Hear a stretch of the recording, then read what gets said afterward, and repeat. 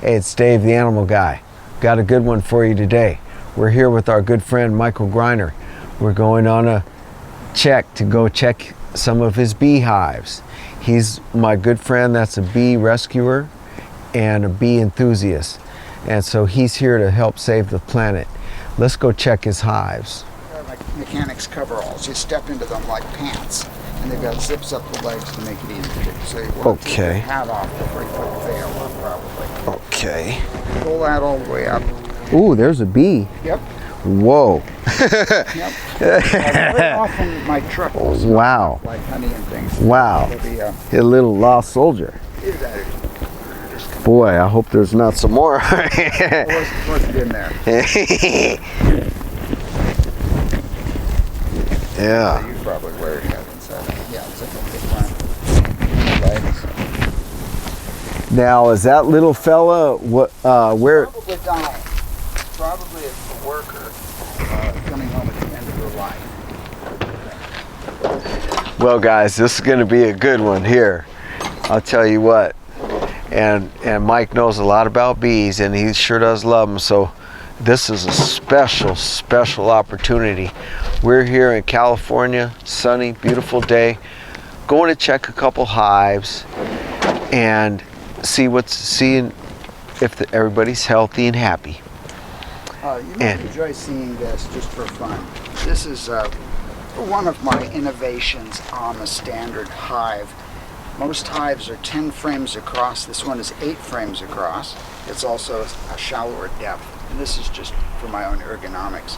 But also, it's built out of 2x4 lumber instead of just pine, which is only 3/4 of an inch thick. And this imitates the thickness of a log and has a higher R factor for protecting the bees from the hot sun, and also protecting them from winter. They burn a lot of honey just doing their heating and air conditioning. So this is a way of sort of giving them a house that's more like a log would have been or a hollow tree would have been. A little higher R factor. And do you also make it a little smaller for the weight so that when it's filled with honey, it's not... Since I built these boxes, I've gone to a completely different system where the boxes are twice as deep. I custom built my frames for them. And these have become the honey supers. 2 of these go on my brood nest boxes. So my brood nest boxes are 14 frames wide and twice this deep. So that's a major innovation. Nobody, as far as I know, does it that way. Wow. You heard it here first on Dave the Animal Guy. Why don't you carry that for me? And Okay. I'll do the other ones. All right. So the first thing I'm going to be doing is observing the hives from the outside to see how the traffic of the bees are. These are the 2 hives that are here. One of them is on my super deep frames, the ones I was telling you about, and the other one is on these shallow frames. I've used 2 standard boxes sort of glued together in order to support what's called a nuclear hive, a beginning hive, while they're still building up. And I can see bees flying very strongly from the far hive. Seems to be flying pretty well from maybe not so much from the front one. But I'm seeing a lot of bee action on the second one. Is this front one? Is this a more newer one? Yes, this was rescued more recently. And I think I see a few going in and out. Yeah, their entrance is on the far side. Yeah. Some traffic. Yeah. But my suspicion is that the far box may actually need a second story, and that's why we brought an empty box of frames. Just in case they need more space. Is that because that's already full of honey, the other 2 ones, or? Built up for winter. They've had all the summer to bring in stores. Those harsh California winters we have. Yeah. They're not in bad shape at all. That far hive is doing very strongly. And now, unlike some beekeepers, you allow them to keep enough honey to live through the winter. Is that correct, Mike? Where almost all beekeepers will take all the honey in the fall and then feed sugar to the bees. Which is not good. Well, it weakens them first off. Yeah. It's not a diverse enough food supply for them. And the second thing is that the surplusage of sugar the bees will store as if it were honey. And this allows the beekeeper to take a bigger crop the following season. But it will dilute the honey by even as much as 50%. Wow. That's very common practice. Yes. Natural beekeepers. And even the people that are so-called organic, they might do that, right? Sugar is an organic substance. Yeah. It's like. Wow. So let that be a lesson, you guys. Hey, is there anything that any way that the folks out there could know when they're really getting some good unpasteurized or wild type of honey, or what should they look for? You pretty much have to know your beekeeper and ask him about his practices, whether he feeds his bees in the wintertime, and if so, ask him what he's feeding them. There are very, very few beekeepers you'll find will actually feed honey to their bees. And the reason for this is most honey has been already extracted from the wax, extracted from the comb and everything. And this is laborious. It's hard to take it out of all that. I think the wisest beekeepers are ones that either allow their bees enough of their honey to winter on, or who never take it out of the wax comb and simply add more combs of honey as the bees need them throughout the winter. And these are, I think, more ethical practices in terms of how you treat the organism. What compared to some beekeepers that might try to get 100%, what percentage would you take and leave back for the bees to live off? It's hard to judge because every environment that bees are kept in has a different foraging pattern. And of course, we have different, what they call nectar flows, depending on what the weather pattern is.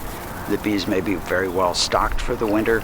They may not be very well stocked for the winter. You may have to feed them their own honey. You may have to bring in stores of your own honeycomb, or even feed them directly straight honey or honey with water, which is tricky and difficult because it can ferment once it has moisture in it.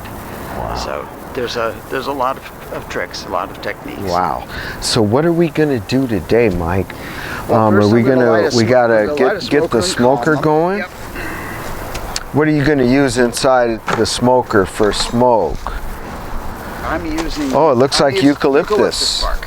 Wow. Which is a wonderful smell, and I find that when I'm doing removals and rescues, that it dissipates very quickly and it doesn't leave a scent in people's curtains or in their rugs. Wow. Compared to maybe some people might use pine needles or leaves or something like that, and the smell of that might linger. There are people who even burn burlap and cured horse manure and things that really are very offensive. Quite nasty. Yeah. Yikes. Well, that looks like This makes a wonderful, wonderful smoke. It burns easily. It's very consistent. Yeah. It smolders well. It makes a lot of cool white smoke, and the tree gives it up without harm, provided you're not, taking what isn't falling off the tree. Yeah. So it kind of sheds its bark naturally.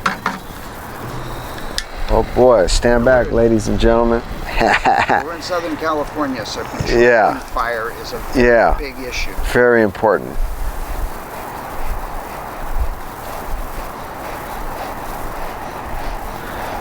Okay, well, I sure am excited to see how these little guys are doing.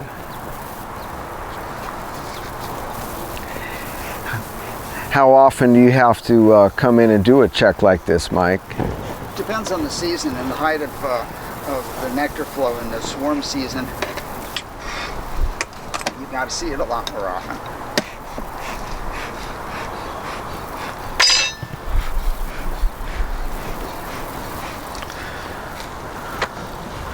Okay, this is Dave the Animal Guy. I think we're going on in. Okay. So I think I better take my ball cap off.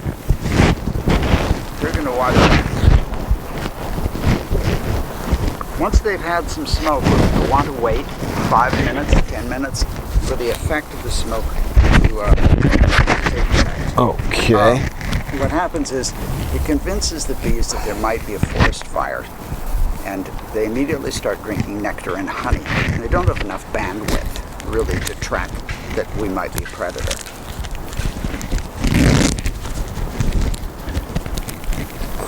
Okay. There we go. Okay, we're suited up. We're going on in, guys.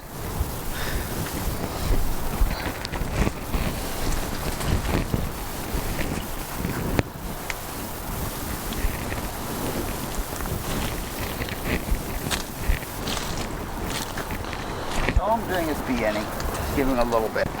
I'll sit the smoker upwind.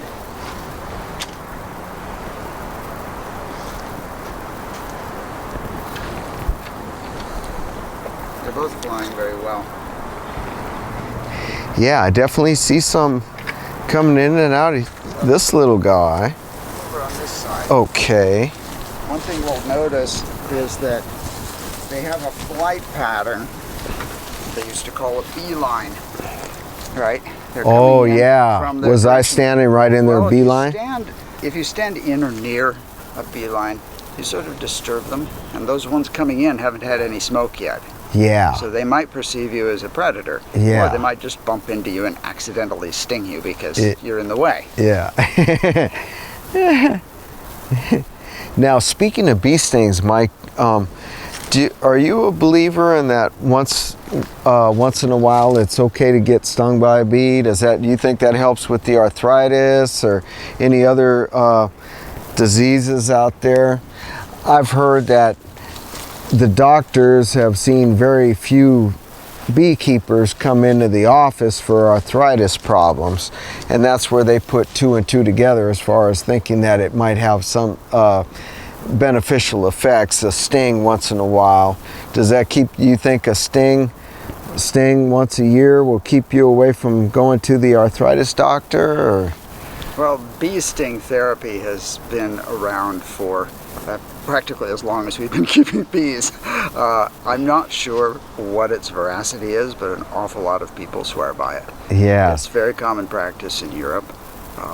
I have at least one customer who gets bees for his wife, who is a symphonic violinist with severe arthritis. Gosh. And he deliberately helps her by stinging her with the bees. In strategic little spots, yeah. And it isn't a full sting, it's just a little tiny bit Ah. of sting. It isn't the full thing we get when the whole end of the bee comes off. Ah. Or our hand blows up. Because I used to have quite a bit of what I thought was arthritis in this knuckle right here, and so once a year I do sting this knuckle, and I'll let the poison go in and everything, and my arm will swell up a little, and I'll be in some pain, but I'll go ahead and take that pain, because when the swelling goes down and everything, all of a sudden I can make a full fist again. So it was worth it for me. But again, out there, And you really saw an effect. you want to be careful. You're not allergic to bees or anything, and again, choose wisely if you want to do that. But for me, it really did work. And again, once a year, and I'll try to target the spot that I have the most pain in. So this knuckle used to swell up a lot, and I couldn't even make a full fist. But I testify a little sting a year in that knuckle, and now strong as an ox. So now we're going to check for what, Mike? Well, there are any number of things we're going to look for. We're going to look to see that the hive is healthy. We're going to see whether or not there are many predators. Oh, you know what? There was one thing I forgot, and I forgot at home. One of the things we're likely to see is one of the common predators in a hive. And by predators, it's a very modest term. When they cataloged bees about a century ago in logs and trees, they cataloged a microcosm of creatures that live together with bees in the hive, in the log, in the hollow tree. 5,000 distinct organisms, and this was before genetic coding. So they found moths and spiders and beetles and various things which lived together in harmony with the bees in the log. Wow. We will still see some of those today, and because bees are under a lot of stress and because every climate is different, sometimes those organisms will gain an advantage in the space over the bees. If the bees are weakened, moths or beetles or even spiders could take over the whole space. Wow. A lot of them thrive on the detritus of the hive, honey or pollen or wax or nectar, and if there aren't enough bees to defend them from these creatures, these creatures will take over the hive. We're likely to see two types today, both of which are often sprayed for using bad pesticides right in the hive. We're going to see moths, probably, and we're going to see beetles. And there are organic and pretty cool ways of taking care of both of them. The moths, you pretty much have to keep your hives very strong. You have to keep the bees healthy. Most of these organisms, the bees can fight off themselves. The little beetles, there's a wonderful remedy for the beetles. You put an unscented Swifter pad in the top, and little beetles' feet get tangled in it. You haul them out of the hive bodily. No poisons, no pesticides, no nothing. Nice. So you can fight on the side of the bees a little bit.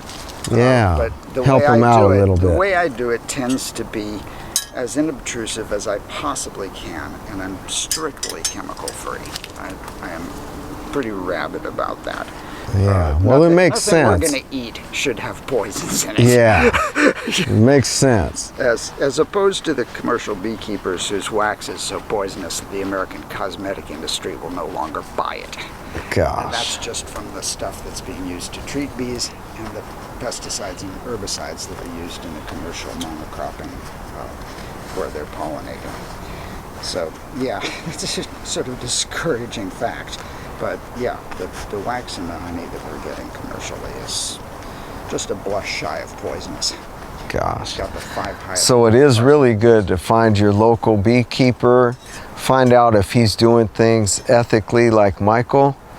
And do you happen to ship any of your honey, Mike? Or do you sell locally? I only sell locally at present. The quantity I produce, because I'm not feeding sugar, is considerably smaller. Yes. I leave my bees more honey than most people do. Yes. Because it's more labor intensive and there's less honey, my honey is expensive enough. I don't have or desire to be a huge commercial success selling honey. I'd rather be the best than the biggest. Yeah. And also tell us about some of your rescues and how, you know, if somebody's got a swarm in their tree or their wall or their attic or something, how you go and are able to successfully save the bees and bring them. Is that what we're working with right here, Mike? These are both rescued. Rescues? These are both rescued feral colonies. Where did this little guys come from originally? You know, I don't know. This was a fairly recent one, but I do so many, I'm really not sure which this one was. But it's definitely a rescue, and he's able to relocate them by catching the queen, Mike, and then a certain amount, or you know, almost all the little workers. And then how does that go? Well, How do you generally do a rescue? I concentrate on getting, of course, I need the queen, but also I need the majority of the female brood and enough workers, enough house bees to support them.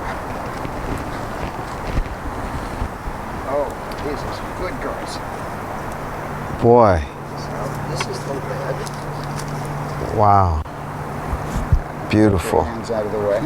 Yeah. And they're all very calm. You'll notice they're not buzzing around. They've had plenty of smoke. Again, Can we show the folks out there in TV land?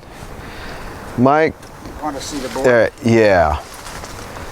Boy, so now, what are these little rascals up to, Mike? They're Most just, of these are house bees. They're young female bees. wow. I'm not seeing any males on that board. The males are larger and they're slightly different shaped. These are small bees. They're probably only about 40% of the size of our hybrids. Wow. Using in pollination. We can see down to. So these little guys will actually get a little bigger? No. These are, Or no? These are about the size of them. These are tiny bees. Wow. These are feral bees. Ah. They're also Apis mellifera. The width of genetic material within the species is amazing. The difference in size is phenomenal. Wow, they're so calm. So we're breaking a propolis barrier here.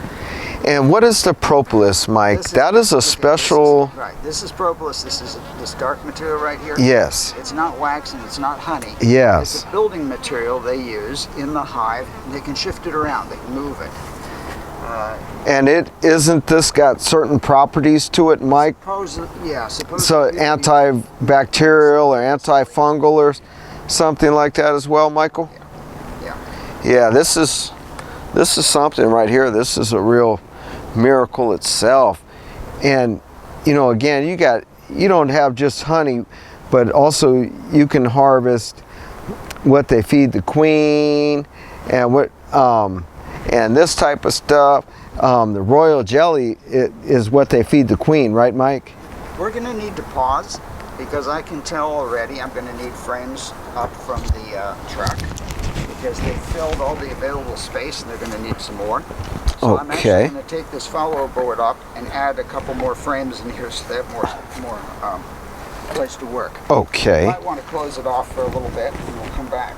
Oh, there's a little beetle. Whoop. Little black one? A little black one. Yeah, that's a hive beetle. Wow. Okay, till the bees glue the comb into the frame. And that doesn't take long. But these ones were set up for a recent rescue. And as they're going to build their own comb now on this guide, like this. And you make those yourself, Mike? Yeah, I fabricate these up because these are larger than commercial hive size. And this is so that the queen doesn't have to jump between frames box to box. The queen wants to lay in a continuous ball, in a spiral around a ball. And it's sort of heart-shaped actually. It isn't completely a ball. It's more like a big heart. And the depth of the frames, eventually the ball will get big enough that it will go from box to box. And if you have a wide box and a deep box, she doesn't have to jump between these, and she continues to lay until this whole frame is filled up. Wow. Optimally, it would be more like a square. Could be even larger than these, but it starts to get really chunky, really hard to get them out of the box if they get too large. But for instance, these are built out of thicker lumber, so they're stronger. They're screwed and glued together, rather than, dovetailed too complicated. It just streamlines my manufacturing process a little bit. These are very important. These are two different types of guides. You can see just a strip and an angle cut. It's this low spot at the top of the frame. That's where they will build their comb. And they'll build them in straight rows because they'll follow that guide. Wow. Okay, so we're going to add those. Pull the frame out. So the first thing we see here is a follower, and what this is it's an artificial wall. We're going to take it out completely. We're going to replace it with 3 frames. This wall is to limit the space in the box, because if you give them too much space, the predators can gain an advantage. So as the hive grows, you push that wall out further and further. Right, and this is the last time that they've actually finished filling this box complete. The diversity of the bees in the Los Angeles area is quite wide, not just in terms of size, but in terms of the color of the bees. You'll see bees that are transparent, and you look through them as if you're looking through glass. And bees that are jet black, like polished ebony. And bees that are striped black and white, like the zebra. And some bees that are brown and white striped. There's quite a bit of width, and just in their appearance. And it isn't just their appearance, it's also they have different genetic strengths against predators, as they have mated for generations with the survivor stock in their area. They gain resistance over time by only breeding with survivor stocks. So the best bees for an area are actually the bees that are descended from bees that have lived in that area.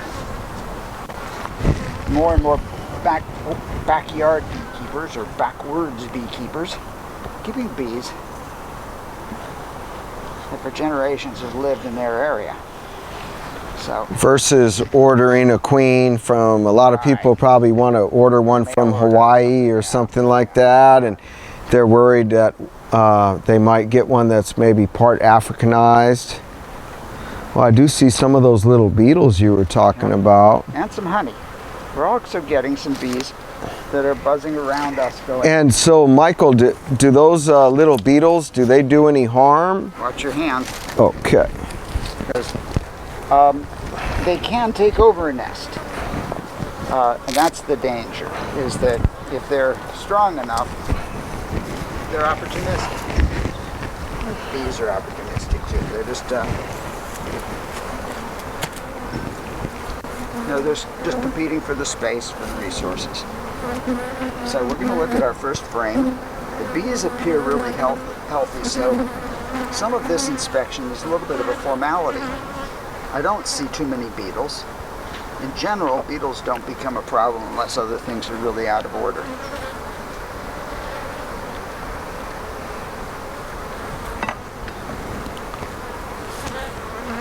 Boy, and there's one of their honeycombs, huh?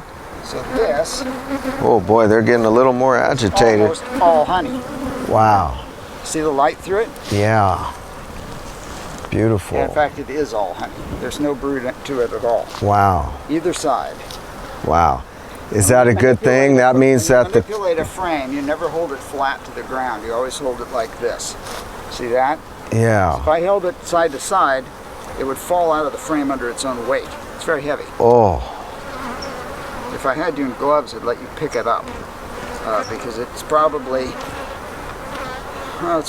almost 6 pounds of honey, maybe more. Whoa.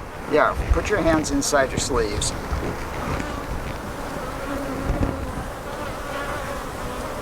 See how heavy that is? Yeah. That's all honey and wax. Wow. What do you guys think about that at home? Boy. So all I'm going to do right now is I'm going to shift the frames over a little bit and make sure that the wax is forming straight on the guides. See, when I started this, there was no honey, there was nothing on that frame at all. They built that whole thing in box.